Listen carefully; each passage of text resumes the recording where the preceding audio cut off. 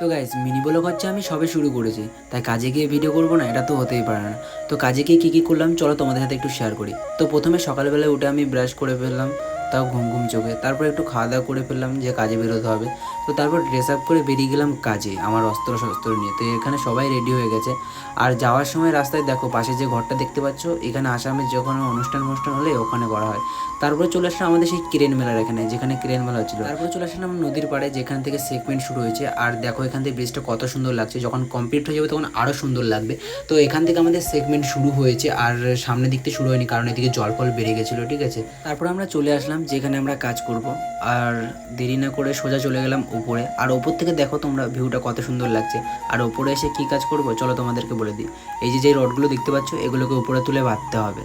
তো তারপর আমি একটু ভেতরে ঢুকে গেছিলাম, ভেতরে ঢুকে একটু আড্ডা মারছিলাম, আমার সবাই কাজ করছে। তো ওদেরকে দেখে আমি আবার বাইরে চলে আসলাম, এসে দেখো আমাদের কাজটা কতটা পূর্ণ হয়ে গেছে। তারপরে বলল যে এখনও কাজ বাকি আছে ভাই, ওপরে রডগুলো আরও বাঁধতে হবে। তো তারপর আর কী করার, রডগুলো আবার হাত দিয়ে টেনে টেনে তুলতে হলো, কারণ গাড়ি ফাড়ি কিচ্ছু ছিল না। তো তারপরে যে নিচে যে জালিগুলো তোমরা দেখতে পাচ্ছ, এগুলোকে আবার কেটে উপরে তুলতে হয়েছে। আর উপরে তোলা মানেই অনেক কষ্ট, কারণ এখানে কিছু নিচে কোনো জায়গায় নেই দাঁড়ানোর মতো ঠিক করে। তো তারপর জালি ফালি সব কেটে ফেটে ফেলে দিয়েছি, কারণ আমাদের বাঁধা কমপ্লিট হয়ে গেছে। আর এই যে রডগুলো দেখতে পাচ্ছ, এগুলোকে আমাদেরকে ফেলতে হবে। দেখো আমার বন্ধু কীভাবে রড ফেলছে, তোমরা একটু দেখো প্রথমে, ঠিক আছে।